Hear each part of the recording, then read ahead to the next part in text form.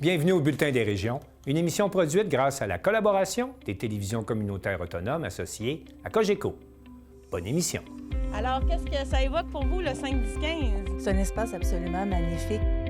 C'était des belles professions dans ce temps-là? J'ai fait 40 ans, madame. Non. Je vois l'homme comme un arbre parce que l'homme prend racine comme l'arbre.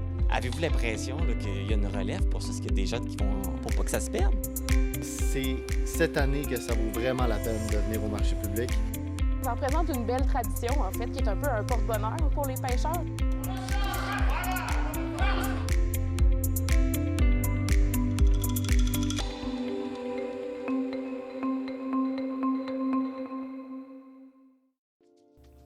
Au sommaire pour vous cette semaine.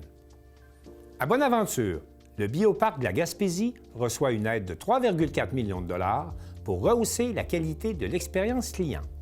À Pont-Rouge, on souligne l'ouverture officielle d'une maison des aînés. À Berthierville, on s'explique encore mal le vol de la statue de Gilles Villeneuve. À Montmagny, le Carrefour Jeunesse Emploi lance la 8e édition du concours Face au dragon.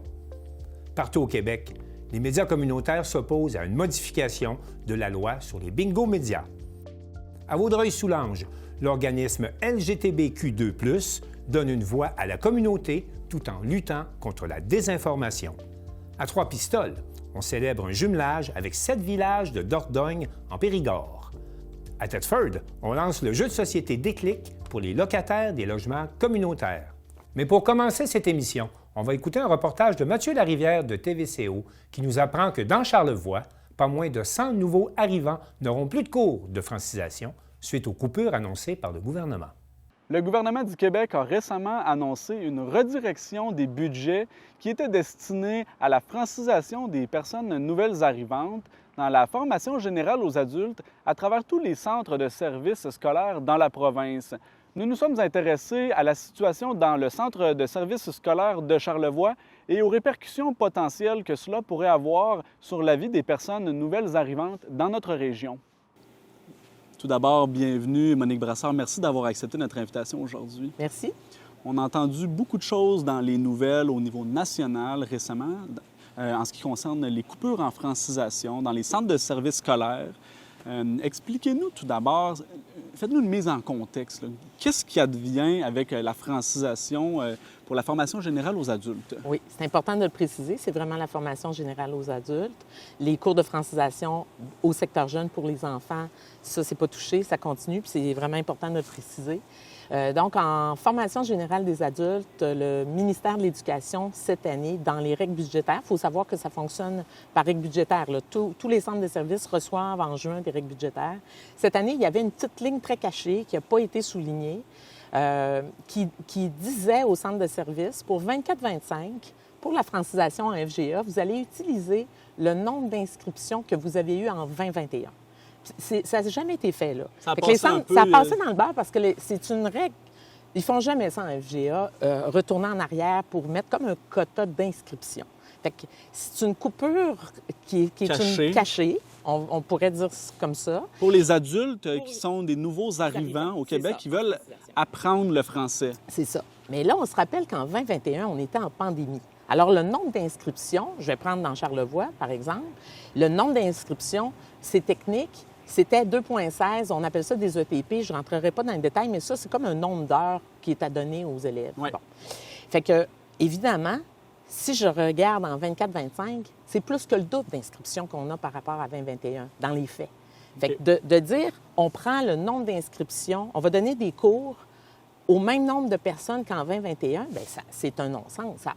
Ça n'a pas de bon sens. Donc là, ce qui se passe, en fait, c'est que l'année scolaire débute en septembre. Oui. Il y a des gens, des nouveaux arrivants qui s'inscrivent au cours de français dans les centres de services scolaires, qui ont un cours de français pour les 2 premiers mois de l'année. C'est ça, ça dépend. Hein? Il y a beaucoup de... Ça dépend du niveau à lequel ils sont rendus. Ça dépend aussi du nombre d'heures. Il y a des inscriptions en septembre, des fois il y en a en novembre, des fois il y en a en mars. Tu sais, en francisation, c'est la formation générale aux adultes. Fait que c'est très modulé. C'est pas comme le secteur des jeunes où il y a une année scolaire qui commence en août, qui finit en juin. Fait que c'est plus complexe. Mais pour faire une histoire courte, là, on a quand même commencé cette année des cours de francisation en septembre au Centre de services de Charlevoix avec un nombre précis d'inscriptions. mais on a déjà dépensé ce que le gouvernement voulait qu'on fasse. Donc, pour mieux comprendre, on arrive à la fin octobre et le gouvernement dit on va remanier les budgets. C'est ça. En fait, il y a des centres de services qui se sont probablement... Comment c'est arrivé, tout ça, là? Ça s'est mis, en bon français, on dit à popper.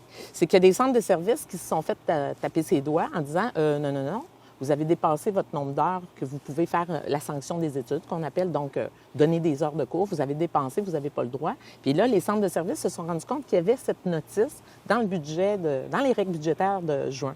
Mais là, tout le monde s'est mis, évidemment, on se parle, hein, les présidents de syndicats, les directeurs généraux de centres de services, là, tout le monde s'est mis à regarder, voir où...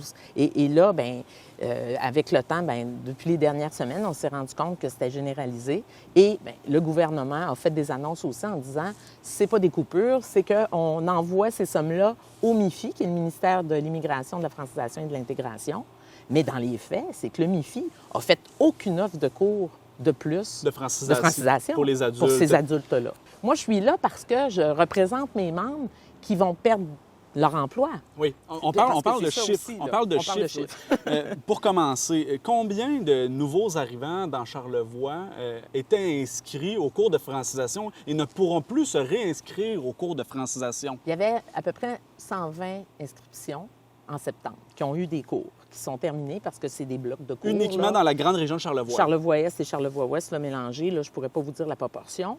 Et il y avait encore, pour décembre, une centaine d'inscriptions. Mais là, le centre de service a décidé, suite à cette histoire de quota budgétaire, j'appelle ça de même, c'est pas comme ça qu'ils l'appellent, mais moi, c'est presque un quota.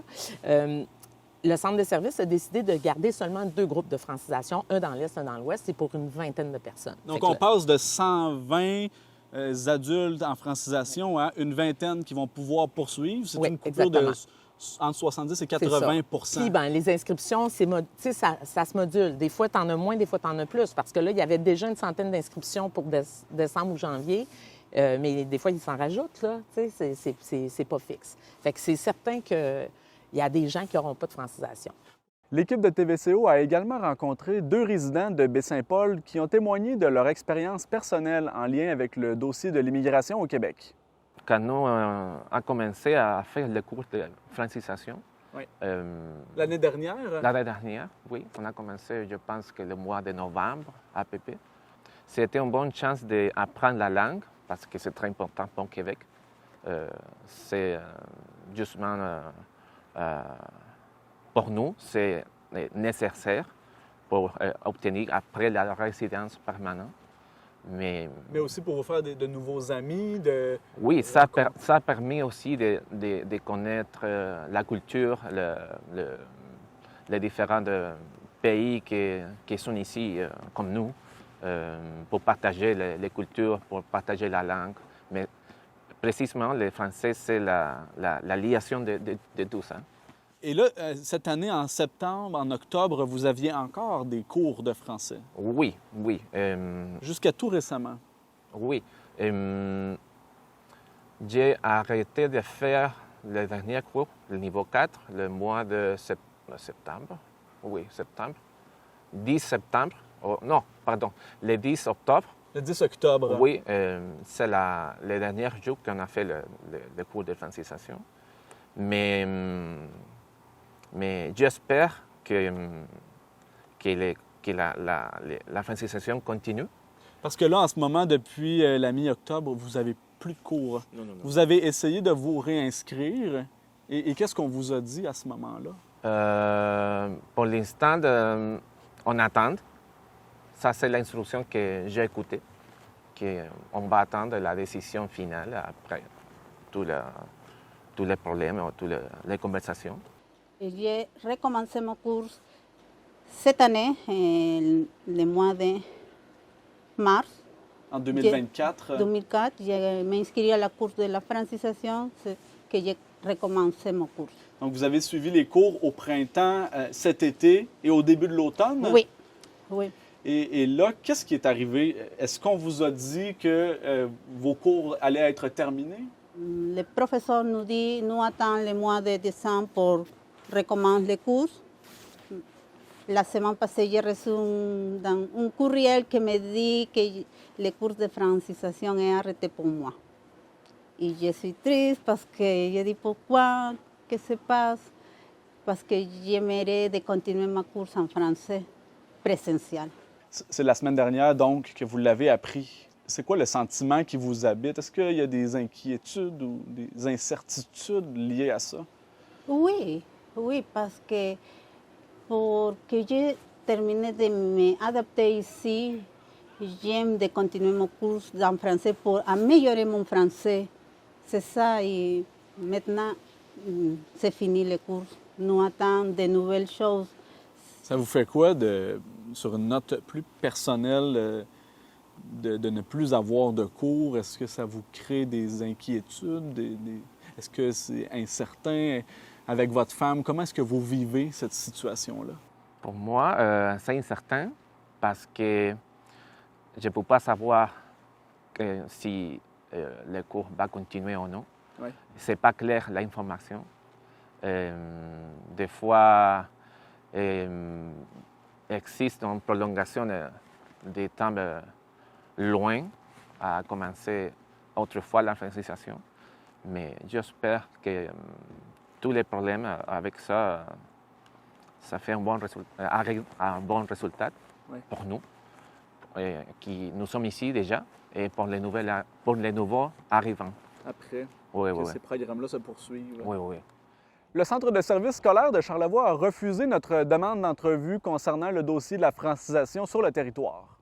Du côté de la députée provinciale, Mme Karianne Bourassa, son bureau a indiqué être dans l'impossibilité de commenter le dossier en raison du congé de maternité de Mme Bourassa. Notre demande a plutôt été redirigée à l'attaché de presse du ministre de l'Immigration, de la Francisation et de l'Intégration du Québec, M. Jean-François Roberge. Ce dernier a refusé de commenter la situation propre à chaque région du Québec, mais s'est toutefois dit sensible à la fermeture des classes dans les régions touchées. Il a également affirmé que son ministère travaillait d'arrache-pied pour trouver des solutions durables dans l'ensemble du Québec. C'était Mathieu Larivière pour TVCO à Baie-Saint-Paul.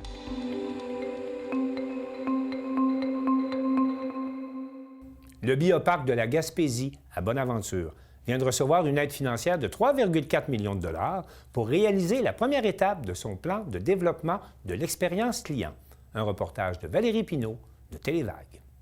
Le 14 novembre dernier, Télévague assistait à la conférence de presse au bioparc de la Gaspésie, marquant ainsi le début des travaux de la phase 1 du plan de développement stratégique 2022-2028 du bioparc. Je suis particulièrement heureuse d'annoncer aujourd'hui que le gouvernement du Québec appuie le projet du bioparc de la Gaspésie avec une aide qui dépasse les 3,4 millions de dollars. Un soutien qui va permettre de réaliser d'importants travaux, de rehausser la qualité de l'expérience client également, qui va permettre d'augmenter l'achalandage, les recettes et aussi prolonger la durée des séjours dans la région. Je dois dire quand même que ça me fait particulièrement plaisir parce que on sait, en région, je pense qu'on a un attachement assez particulier avec le bioparc. Hein? Les locaux, on vient soutenir notre bioparc. C'est un joyau pour nous. Les écoles viennent le visiter, donc il y a un volet éducatif. Les camps de jour viennent. Moi, quand j'étais monitrice de camps de jour, je suis venue avec mes groupes. J'y ai amené mes enfants, mais les grands-parents viennent avec mes enfants aussi. Ils viennent avec l'école. Donc, vraiment, on a un sentiment d'attachement vraiment particulier. Alors, c'est particulièrement une bonne nouvelle pour répéter le mot particulier une fois de plus, là, mais c'est pour dire à quel point je suis heureuse d'être ici aujourd'hui. Ce projet d'envergure représentant des investissements de près de 8 millions de dollars permettra non seulement d'améliorer et de bonifier l'offre éducative et les soins dédiés aux collections vivantes du bioparc, mais aussi d'offrir un milieu de travail stimulant, de créer de nouveaux emplois et de soutenir l'économie régionale. C'est vraiment un grand bonheur ce matin pour l'annonce officielle de la subvention que nous allons recevoir. Pour moi, ce n'est pas une subvention, c'est un investissement. Vous faites vraiment un investissement de choix. Dans le sens suivant, le bioparc, là, c'est à la fois un parc, mais c'est aussi un musée scientifique de recherche et de développement. Et je dis c'est un investissement parce que, pour moi, une subvention, on reçoit ça un coup, puis, tu sais, on va donner une subvention pour un spectacle, pour un festival, puis 3 jours après, c'est fini, là. Mais là, l'investissement de ce matin, là, dans 30 ans, là, les bâtiments vont être là. Puis ça va continuer puis on va grandir. Louis Garneau disait « innover ou mourir ». Mais moi, je dis « investir pour grandir ». Et il faut investir pour grandir. Puis quand il faut investir, là, pas seulement investir de l'argent, il faut investir du temps. Il faut investir dans tous les domaines. Et vous nous permettez d'investir puis de grandir avec cette subvention-là. C'est très, très important à mon sens.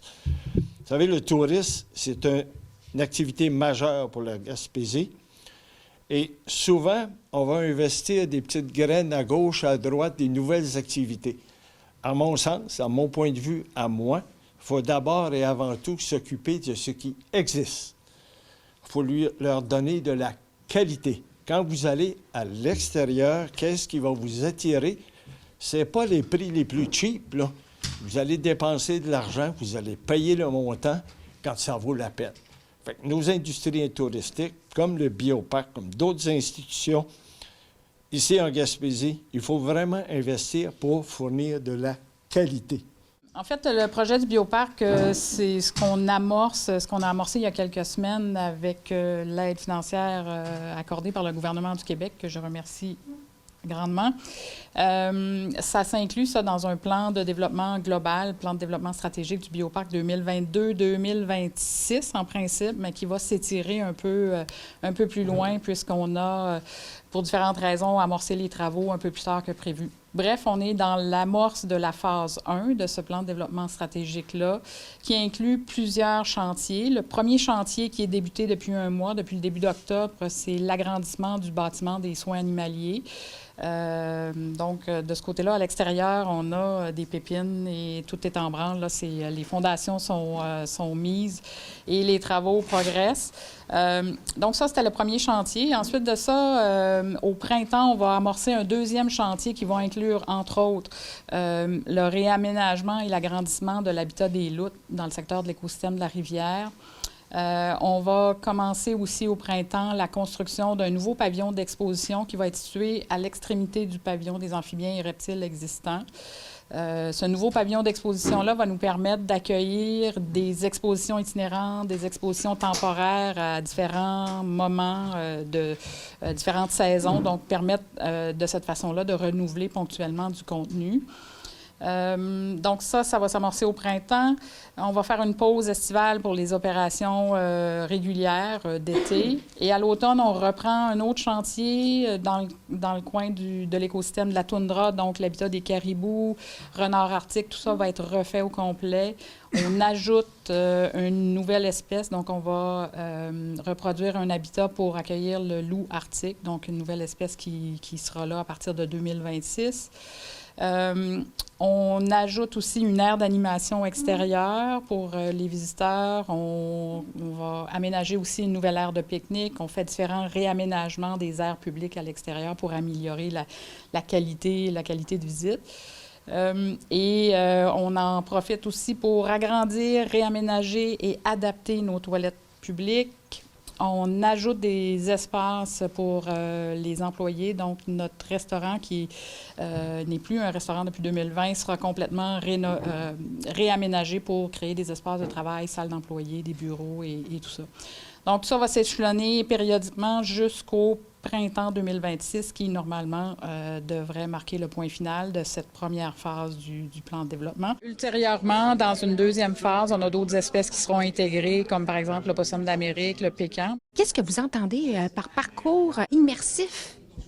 En fait, ça, c'est le parcours de médiation scientifique le long du sentier de visite.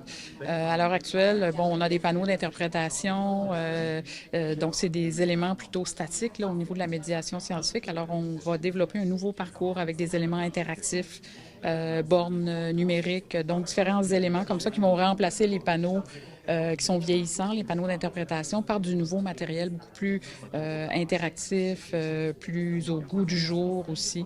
Donc, ça fait partie là, des travaux projetés. Là. La mission du Bioparc de la Gaspésie est d'offrir aux visiteurs une expérience éducative et enrichissante grâce au contact avec une quarantaine d'espèces animales indigènes.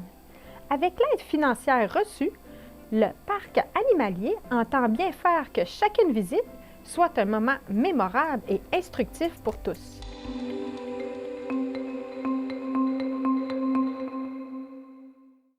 Le grand projet du gouvernement caquiste de construire, partout au Québec, des maisons des aînés nouveau genre a connu son lot de difficultés. Mais à Pont-Rouge, Danick Julien, de CJSR, a participé à l'inauguration officielle d'une maison des aînés. La Maison des aînés de Pont-Rouge est officiellement ouverte. Les âgés ont pu habiter les locaux de ce nouveau centre de soins longue durée pour aînés depuis le début du mois de novembre. La Maison des aînés offre 4 maisonnées qui accueillent chacune jusqu'à 12 résidents. Actuellement, 3 des 4 maisonnées sont habitées. Voici les propos d'Olivier Perrault, gestionnaire responsable milieu de vie de la Maison des aînés de Pont-Rouge quant à la prise de possession des lieux. Oui, on est à 2 semaines, jour pour jour, de notre déménagement là, qui a pris place le 4 novembre dernier. Donc, il y avait des moments d'adaptation, évidemment. Et oui, c'est apprécié d'avoir des lieux plus communs, mais surtout moins achalandés, là, contrairement à ce qu'on retrouvait là, à l'hôpital régional de Portneuf, où on avait simplement une salle à manger là, pour nos différentes activités.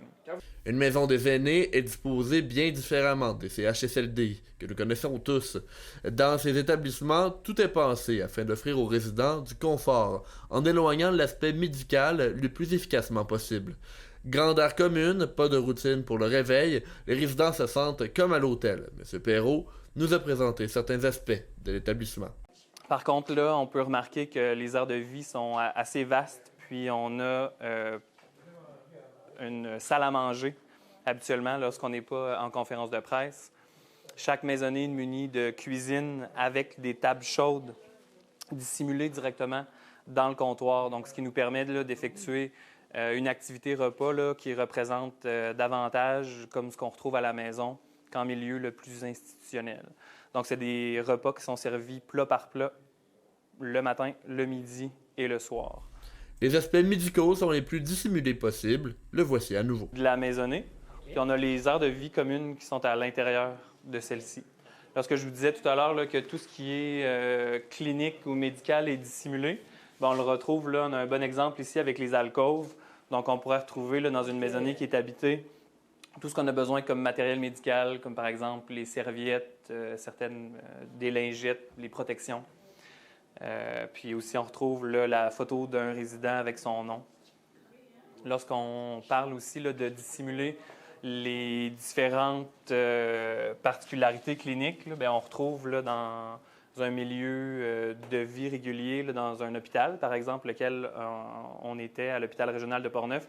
On avait des chariots, on avait des racks pour le linge souillé ou la literie souillée. Bien là, on le retrouve dans un dépôt souillé qui est au début d'une maisonnée ou à la fin d'une maisonnée. Donc, on a dissimulé là, tous ces aspects-là plus médicaux et techniques là, à l'extérieur des heures de vie. De passage lors de la conférence de presse, la ministre responsable des aînés, Mme Sonia Bélanger, expliquait l'importance d'un tel endroit dans la région de Portneuf. Très, très important. Vous savez, avec les maisons des aînés, les maisons alternatives, on est en train vraiment de changer le modèle d'hébergement au Québec. Les lieux physiques, naturellement, sont extraordinaires. Des chambres individuelles, des salles de toilettes dans chacune, des chambres, des cuisines, salons, salles familiales, des endroits pour accueillir les proches aidants. Une cour intérieure magnifique. Alors, c'est vraiment extraordinaire en termes de lieux physiques. Mais ce qu'il y a de plus beau, c'est vraiment toute l'approche qui est faite ici par les préposés, les employés. C'est une approche qui est vraiment basée sur les besoins de la personne. Tout à l'heure, lors de la conférence de presse, vous disiez justement être en train de refaçonner le monde de l'hébergement pour les aînés au Québec. Est-ce que ça va bien dans ce plan-là? Ça va très bien. Actuellement, nous avons 33 maisons des aînés qui sont inaugurées. Et d'ici la fin de l'année, j'en aurai 38. Alors, on voit là, vraiment que ça avance très bien au niveau des constructions. Et puis, on y va graduellement par la suite lorsque les maisons sont construites. On y va en fonction de la main-d'œuvre disponible. Mais je veux saluer ici tous les efforts qui sont faits dans la région de Portneuf. Située à Pont-Rouge, la Maison des Aînés est bien placée dans le cœur de la région de Portneuf, selon le député Vincent Caron. Le choix de l'implantation ici a été fait en fonction d'un travail minutieux de la part des personnes qui travaillaient au CIUS pour s'assurer de justement positionner cette première maison des aînés. On espère qu'il y en aura d'autres dans Portneuf, mais la positionner idéalement pour pouvoir répondre au mieux à l'ensemble de la population. Et elle est en effet idéalement située. Mario était là la semaine dernière pour accueillir les gens, mais il pourra revenir n'importe quand ici, puisqu'elle est vraiment aux côtés de l'hôtel de ville, au centre du noyau villageois. Vraiment, c'est une façon de voir les choses qui est un peu différente aussi, de permettre à nos aînés de pouvoir sortir, d'aller prendre l'air un petit peu et d'aller se promener dans le centre-ville. Nombreux sont les résidents qui ont assisté à la conférence de presse. L'un d'entre eux, Simon Girard, a discuté avec CJSR, également avec la ministre Bélanger. Est-ce que vous êtes bien? Je suis assez content quand il est à bout d'avoir mon nom pour de bon. Là. Comme ici? Parce que ça n'a pas rentré dans le chèque. Là. Fait que là, vous êtes content et tout ça? Oui, oui. Puis là, votre chambre, elle est où? Elle est ici? Regardez. C'est ici votre chambre? Est-ce que je peux... Monsieur Gérard. On s'accoutume, nous autres aussi, à ça, là, une maison, le matin, il a commencé à manger un petit peu plus tard. Je pensais qu'il fallait que, comme avant, quand je travaillais, me lever à 5h30 puis, du matin, puis bon. Mais là, il commençait à me lever juste à 6h30, 7h, puis ça fait pareil. Maintenant, mes toasts sont pas faites depuis 5h le matin. Là. Ça, c'est ça, mais moi, j'étais assez content quand j'ai eu ma place, mais j'ai eu ma place à Saint-Ramon avant, là. Quand même ma place à Saint-Ramon, je savais que j'étais bon pour déménager ici, là. La Maison des Aînés de Pont-Rouge est la 3e de la capitale nationale et la première de Portneuf. Le coût de construction de la Maison des Aînés s'élevait, on se rappelle, à environ 30 millions de dollars. C'était Danick Julien pour CJSR.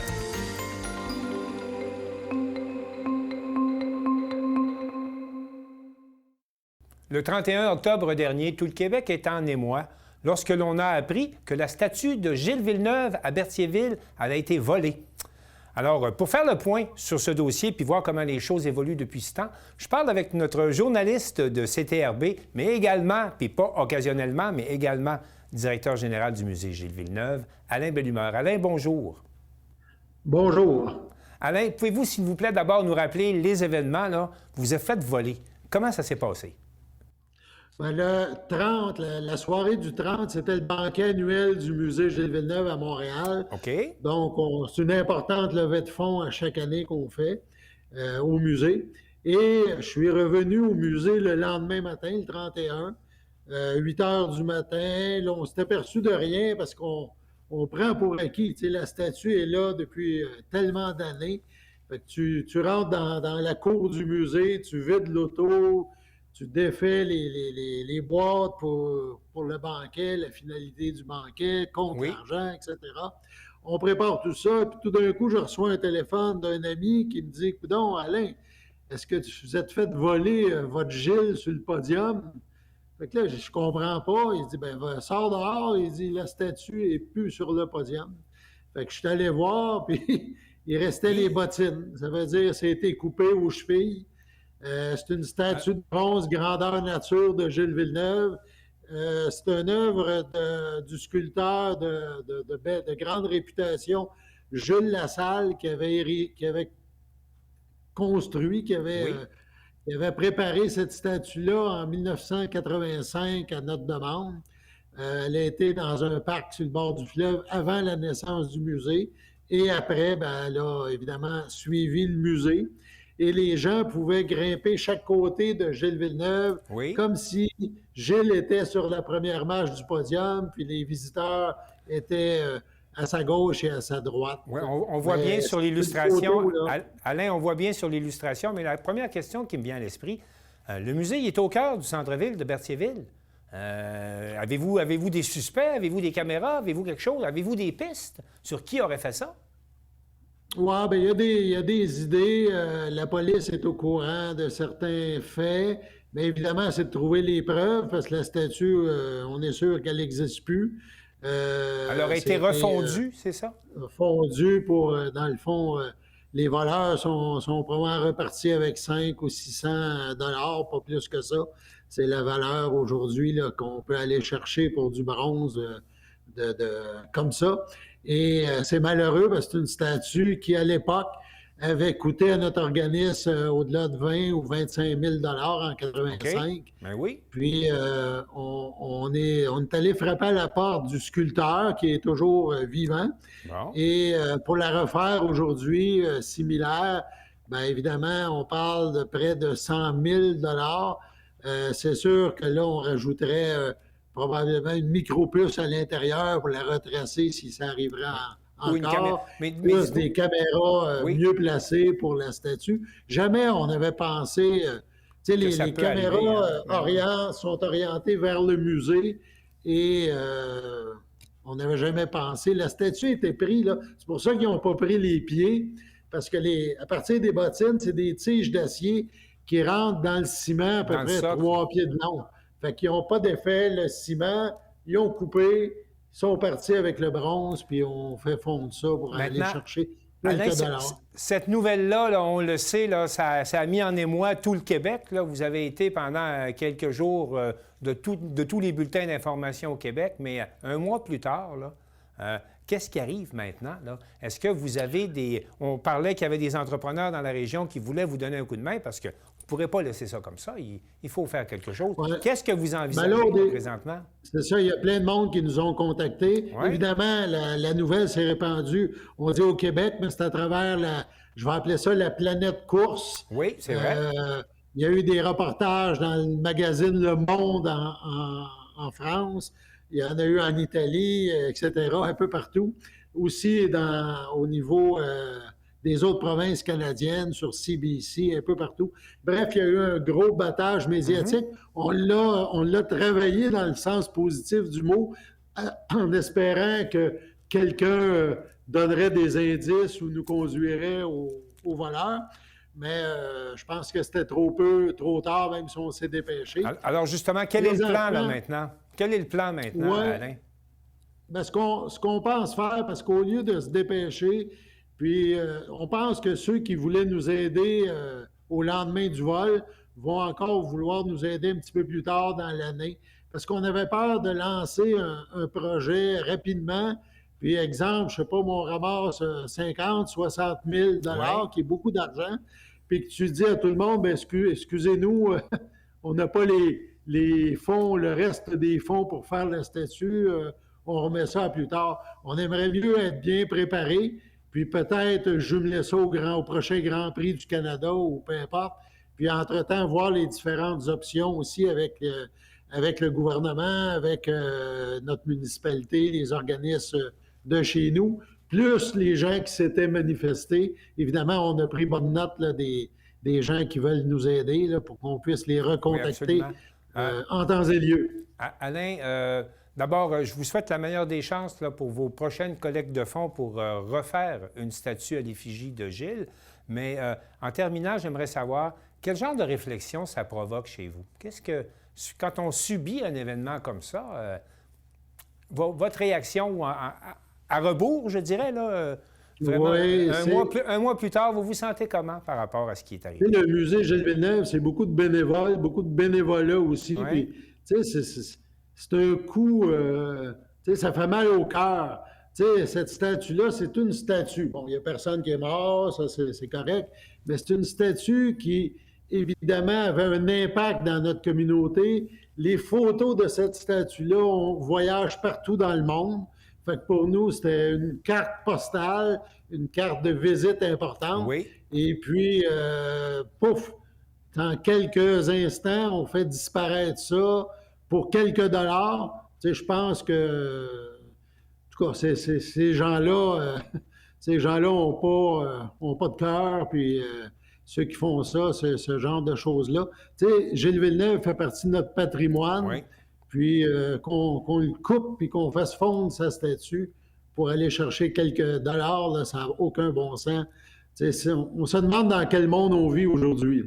En tout cas, j'espère que vous allez vivre dans un monde généreux dans les prochains mois, dans la prochaine année, pour que vous soyez en mesure de remettre ça à sa place, cette fois-ci avec des caméras, des surveillances, parce qu'on ne sait plus qu'est-ce qui peut arriver à nos œuvres d'art public. Alain, merci beaucoup pour cette entrevue, puis je vous souhaite la meilleure des chances dans le courant de la prochaine année. Merci bien.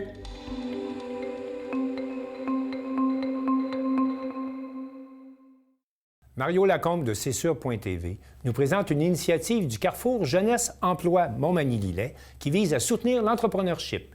Il s'agit de la 8e édition du concours Face aux dragons. Mardi, au local de l'organisme Carrefour Jeunesse-Emploi, les responsables nous dévoilaient les grandes lignes du concours Face aux dragons 8e édition pour la MRC de Montmagny-Lillet. Madame Caroline Gimbert, directrice générale du Carrefour Jeunesse-Emploi, nous parle d'abord de la mission de cet organisme. Les CJE sont bien implantés dans les 2 MRC depuis plus de 25 ans. Riches de leur expérience, les 2 organismes travaillent main dans la main pour favoriser l'entrepreneuriat jeunesse dans leur communauté via ce dynamique concours. Les CJE ont pour mission d'accompagner et de guider sans frais les jeunes âgés de 15 à 35 ans dans leur démarche d'insertion socio-professionnelle durable. Madame Candide Harvey, directrice générale adjointe au Carrefour Jeunesse-Emploi de Lillet, nous explique maintenant les règles de participation pour le concours Face aux dragons 8e édition. Le concours s'adresse aux jeunes de 5 à 35 ans de la MRC de Lillet et de Montmagny. Que vous ayez créé un produit, un événement ou un service, ce concours s'adresse à vous. Vous pouvez demander de l'aide au Carrefour de votre MRC pour avoir toute l'aide possible. Et pour tous les règlements, vous les trouverez sur la page Facebook du concours, ainsi que dans le formulaire de participation. On peut nommer les dragons qui participent à cette aventure cette année: Élisabeth Caron de Formaca, Pascal Pelletier de Textile Gauvin, Gélino de la Caisse Desjardins de la MRC de Montmagny, Maxime Bernier de Sun Life, Mathias Gagné de Mallette et Associés et Brian Paris de Pabert Aluminium, qui nous explique sa participation aux dragons cette année. Je suis dragon depuis 6 ans maintenant. Pourquoi un peu je participe à ça? Je dirais, c'est pour stimuler l'entrepreneuriat. J'ai eu la chance d'être impliqué, moi, dans un relais familial dans l'entreprise. Donc, j'ai été impliqué là-dedans très jeune. J'ai eu la chance de ça, mais il y en a qui ont moins la chance au niveau des jeunes ou nouveaux entrepreneurs. Donc, nous, c'est pour stimuler un petit peu cette envie-là. Concrètement, vous faites quoi? Au juste, c'est quoi votre implication concrète? Au niveau des dragons, on va aller chercher des commanditaires certainement. On va promouvoir l'événement, le concours. Ensuite, on va recevoir les projets, on va faire l'analyse des projets. Puis ensuite, on va participer aux présentations des projets. Rappelons en terminant que les projets primaires et secondaires ont droit à une bourse maximale de 500 $ et les projets collégiaux, universitaires et petites entreprises ont droit à une bourse maximale de 750 $ à laquelle les dragons peuvent ajouter une flamme de 1000 $. Pour participer au concours, remplir le formulaire sur la page Facebook de l'organisme. Le projet est présenté et évalué par un panel d'entrepreneurs de Montmagny-Lillet, les Dragons. Le plan d'affaires doit être envoyé avant le 28 février 2025. Mario Lacombe à Lillet pour CMA TV Information.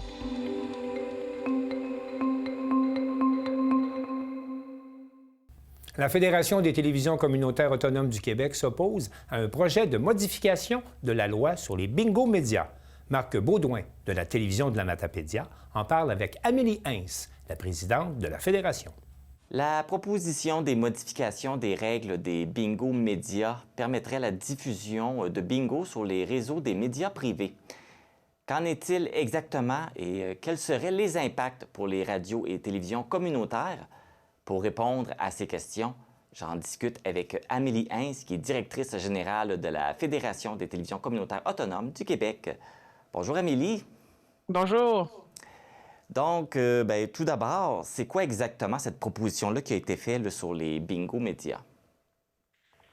Oui, ben, c'est une proposition qui arrive. En fait, la loi sur les loteries et les jeux est en modification depuis quelques années. Puis là, sont rendus à évaluer les propositions concernant le bingo, dont le bingo média, qui concerne nos membres, les télévisions communautaires. Et ils proposent maintenant d'offrir la possibilité à un organisme communautaire qui posséderait une licence de bingo média de pouvoir diffuser sur les ondes d'un producteur privé, donc d'une radio ou d'une télévision privée, plutôt que de le faire sur des ondes communautaires, comme ça doit l'être fait en ce moment. Donc, c'est ça la modification principale. OK, parce que là, en ce moment, n'importe quel organisme communautaire peut organiser des bingos, mais ils doivent passer par un média communautaire. Oui, exactement. Donc, il n'y a que les médias communautaires qui peuvent recevoir, diffuser des bingos médias. Donc, ça, c'est vraiment écrit dans la loi. Puis c'est ça qu'ils veulent changer en ce moment pour permettre à des organismes qui n'auraient pas de médias communautaires sur leur territoire de quand même pouvoir avoir accès à diffuser du bingo média. Donc oui, on offre plus de possibilités aux organismes communautaires, mais ça peut avoir un impact négatif sur les radios et les télévisions communautaires si jamais c'est accepté.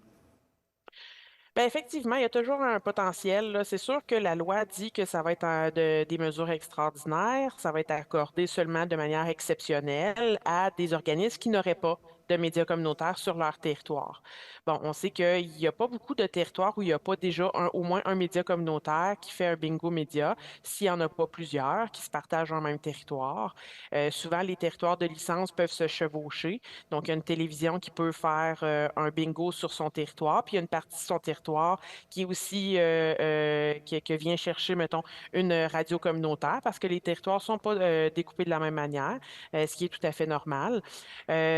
Donc, c'est sûr que la loi, si elle est changée, ben, elle pourrait permettre à n'importe quel organisme communautaire de faire une demande de bingo média qui serait octroyée ou non par la RACJ. Donc, la RACJ va devoir évaluer, évidemment, si la demande est fondée, mais on ne sait rien. On ne sait pas sur quels critères ils vont se baser.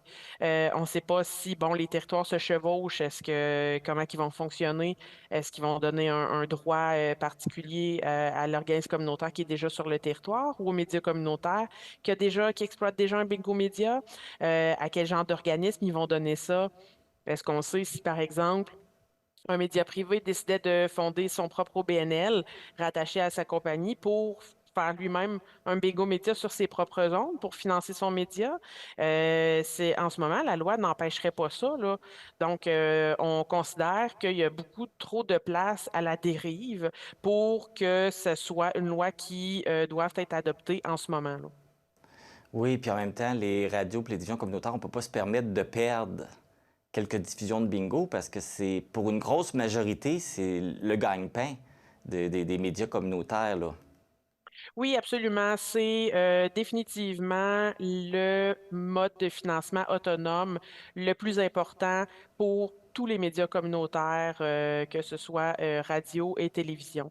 Donc, c'est sûr, nous, on avait fait une carte, en fait, qui démontrait bien que le territoire du Québec, il est occupé partout, à peu près, par un bingo média. C'est très, très, très, très rare où il n'y en a pas déjà un.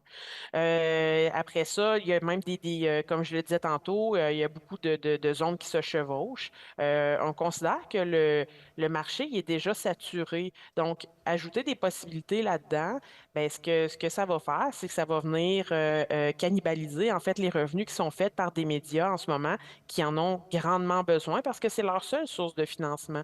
Donc, certainement, on ne trouve pas que c'est une bonne idée là, de modifier cette loi-là. Et en plus, on vit une crise des médias actuellement qui n'aide pas la cause non plus, là. Ça fait comme deux difficultés qui embarqueraient un par-dessus l'autre. Oui, exactement. C'est ça qu'on essaie de faire comprendre aussi au gouvernement. C'est que les médias sont déjà dans une crise depuis plusieurs années. C'est une crise de financement, cette crise-là. Donc, si on vient offrir une possibilité de venir cannibaliser la seule méthode de financement autonome qu'on a, on ne sera pas plus avancé là, si on est pour donner une partie nos profits, de notre seule méthode de financement à d'autres organismes communautaires, qui ça va réellement servir là, au bout du compte, là, on ne pense pas que ça va être efficace.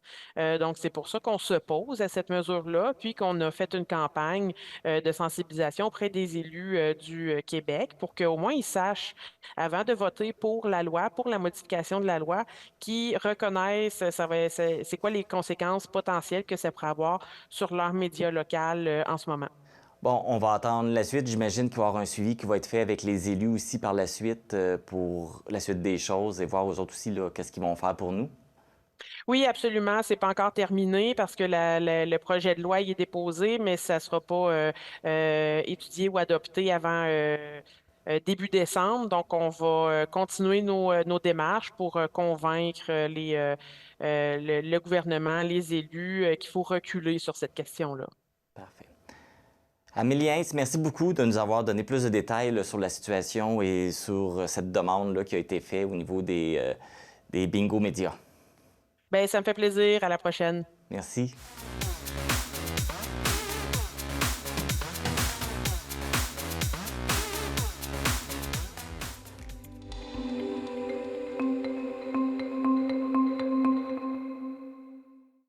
Louis-Éric Masse de C'est-Sûr.tv a rencontré les représentants de l'organisme LGBTQ2+, Vaudreuil-Soulanges, qui présentent leur rôle dans la communauté. C'est depuis 2021 que l'organisme LGBTQ2+, Vaudreuil-Soulanges, déploie ses ailes partout dans la région afin de donner une voix et des ressources à la communauté. A priori, le pourquoi j'ai été vers l'organisme, c'est que je voulais être vue et entendue. Je voulais faire des changements. Puis je me disais que la meilleure façon d'apporter des changements, c'était de faire partie du changement. Donc, j'ai fait partie de l'organisme pour arriver à ce qu'à long terme, on puisse apporter plusieurs changements positifs dans la ville. Oui. Moi, je me souviens, au début, quand je me questionnais, quand j'ai fait au début de ma transition, les seuls services que je trouvais à proximité, c'était à Montréal. Et on s'entend que quand on habite proche des lignes ontariennes, si on peut dire ça comme ça, ben c'est pas tout le monde qui a les moyens de trouver un taxi pour aller à gare de métro, de bus, pour aller ensuite se rendre à Montréal. Le bilan qu'on dresse aujourd'hui, bien, on se rend compte, parce que honnêtement, on ne court pas après la représentation, c'est plutôt le contraire. On voit qu'il y a des besoins puis qu'il y a beaucoup de demandes envers notre groupe à faire de la formation, de la représentation et comment on dit, informer le public en général et aussi informer les gens de ces services-là, parce que au bas mot, c'est à peu près 15 % de la population qui est dans le LGBT+. Donc, il y a un besoin là, quand on parle d'une population autour de 166 000 personnes dans Vaudreuil-Soulanges. C'est plus autour des États-Unis, mais je trouve que ça s'approche par ici quand même. Là, le monde de droite, là, des manifestations anti-LGBT et tout ça, on le sait que ça part de la base de la mésinformation, de la méconnaissance. Donc, aussi, sur Internet, il y en a beaucoup qui peuvent dire n'importe quoi aussi. Donc, c'est un peu pour contrer ça, pour expliquer que oui, on existe, puis non, ça veut pas dire ça. Ou, contrer tous les stéréotypes et les préjugés. Je peux comprendre que c'est pas toujours facile à comprendre pourquoi que les gens dans notre organisme font certaines décisions, prennent certaines décisions. Puis nous, on est là pour ça, pour expliquer le pourquoi du parce que.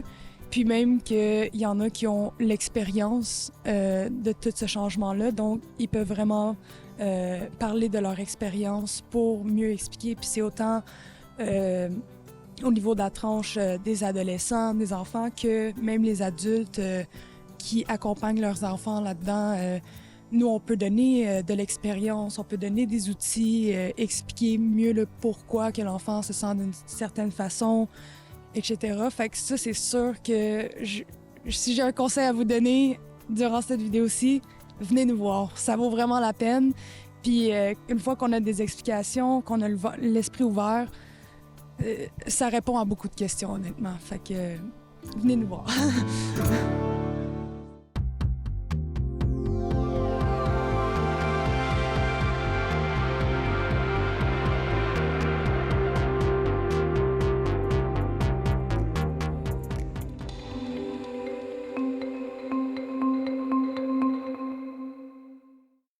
C'est pour favoriser les échanges de part et d'autre de l'océan que le village de Trois-Pistoles se jumelle avec 7 villages de Dordogne en France.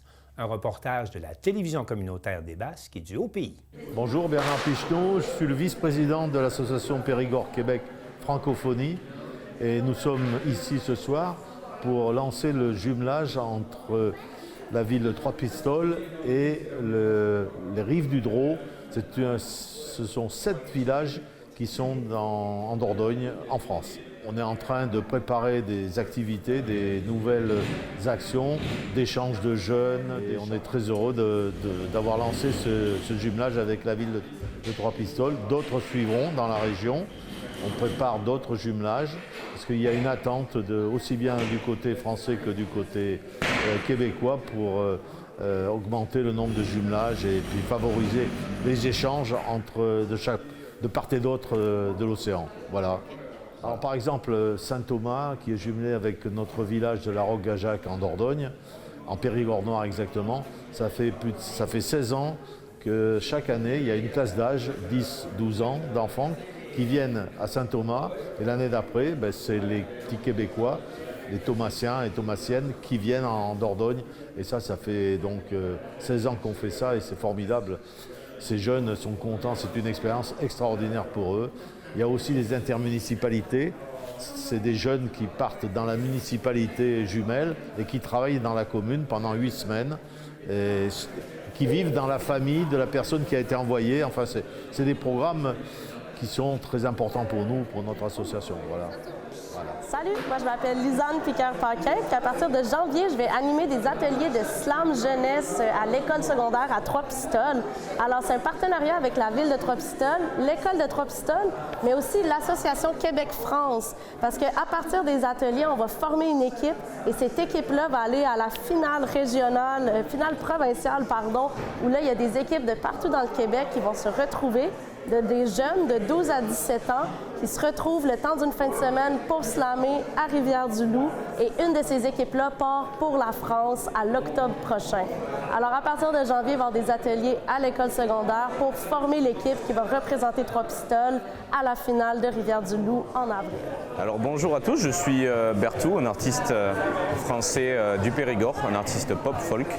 Et cette interview a lieu juste avant mon concert dans l'église de Trois-Pistoles, où je suis très content de venir. Un super cadre, un concert encadré par l'association France-Québec Bas-Saint-Laurent et France-Québec aussi Lanaudière. C'est un organisme qui célèbre l'amitié franco-québécoise depuis 40 ans maintenant, puisqu'on fête leur 40e anniversaire. Et j'ai été choisi pour accompagner ce 40e anniversaire en musique, puisque nous arrivons au 6e et dernier concert de ma Bertournée, comme je l'appelle. J'ai tourné à Joliette, à Saint-Paul-de-Joliette aussi, j'ai fait un concert, puis à Lanoret, Trois-Pistoles, et voilà. Bonjour tout le monde, ça va bien? Je suis content de vous voir. En fait, merci Lucia.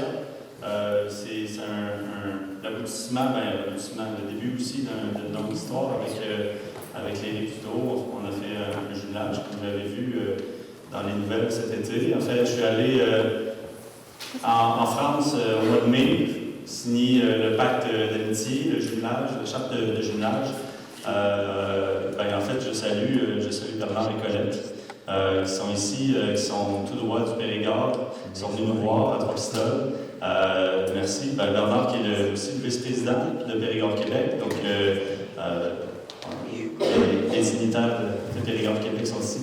Merci parce que ça a été vraiment un accueil que vous m'avez fait qui était extraordinaire. J'étais vraiment ravi. Je suis encore heureux de vous côtoyer. Merci beaucoup d'être venu jusqu'à Trois-Pistoles pour nous voir. C'est vraiment très apprécié. J'aimerais dire quand même un très grand merci à Lucia.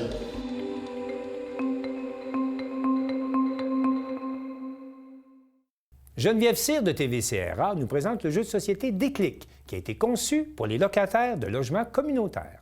Ça nous fait plaisir d'être avec vous aujourd'hui, Madame Bernier, dans le fond, qui avait accompagné les locataires là, pour la création du jeu. Est-ce que vous pouvez d'abord nous dire un peu comment ça fonctionne le jeu, c'est quoi les règles très brièvement, puis où est-ce qu'on peut se le procurer si jamais le Père Noël voulait faire des cadeaux? Bien, le jeu des clics, il est vraiment dédié à des locataires qui habitent dans des logements sociaux et communautaires. C'est pas un jeu grand public comme le Monopoly. Par contre, vous pouvez vous le procurer en demandant à vos intervenants dans vos milieux, si vous êtes un locataire, organisateur communautaire. On est tous en contact et c'est distribué gratuitement parce que c'est quand même des fonds publics qui ont contribué à développer le jeu. Et donc, pour tous les locataires de logements sociaux et communautaires en Chaudière-Appalaches, pour les salles communautaires, c'est gratuit. Il s'agit juste de communiquer avec moi. Puis pour vous en dire un peu plus sur le jeu en tant que tel, bien, comme vous voyez, on s'est inspiré un peu du serpent et échelle, mais au lieu des serpents et des échelles, bien, c'est des rues avec des raccourcis par des pistes cyclables ou par du transport en commun. Et on peut répondre à différentes questions qui sont en 4 catégories de couleurs. On a les ressources du milieu, les perceptions et les relations, on a les comités et leur fonctionnement, et le dernier, les activités et les projets communautaires. On a des cartes lumière, notre logo clic, où là, c'est un peu comme des cartes chance, où on dit comme votre souper spaghetti est un succès avancé de 4 cases. Donc, c'est un peu les règles du jeu sont assez simples. Serpent et échelle, ça joue facilement. Alors, c'est vraiment un jeu où il y a toutes sortes de questions de mise en situation. Les règlements tiennent sur une page, puis à l'intérieur du cahier, toutes les réponses sont là. Si on vous pose des questions sur les ressources du milieu, par exemple, qu'est-ce que c'est le 2-1-1? Bien, vous allez pouvoir savoir que c'est une ligne téléphonique pour différentes ressources communautaires. Il y a bien des gens qui ne savent pas que cette ressource téléphonique-là existe. Dans le jeu, on le retrouve. Donc, les réponses sont là. Des fois, c'est juste des échanges. Il n'y a pas de bonne ou de mauvaise réponse. Mais tout ça se fait avec le hasard, du plaisir et c'est ça, d'améliorer les connaissances. Puis, j'imagine que c'est la première fois que vous conceviez un jeu de société. C'est quoi le plus grand défi que vous avez rencontré? Bien, écoute, c'est au départ, trouver un peu notre fil rouge, notre fil conducteur.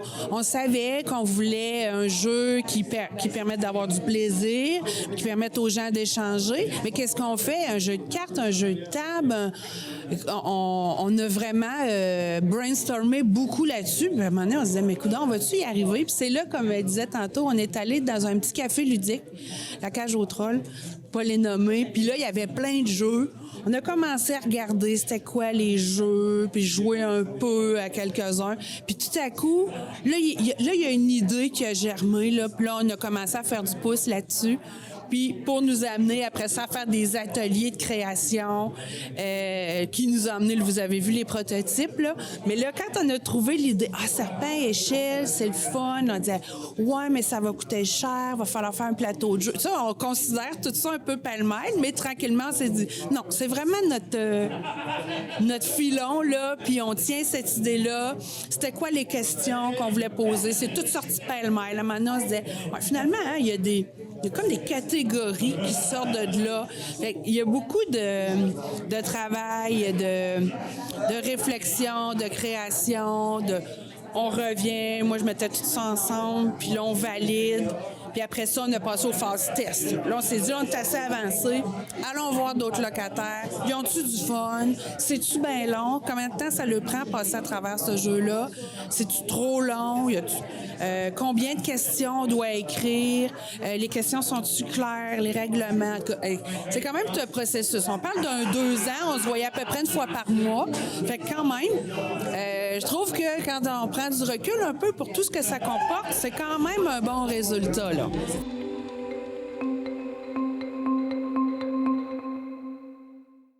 Alors, c'est tout pour le bulletin des régions cette semaine. J'espère que ça vous a plu. Je remercie toutes les stations de télévision participantes et je vous dis à bientôt.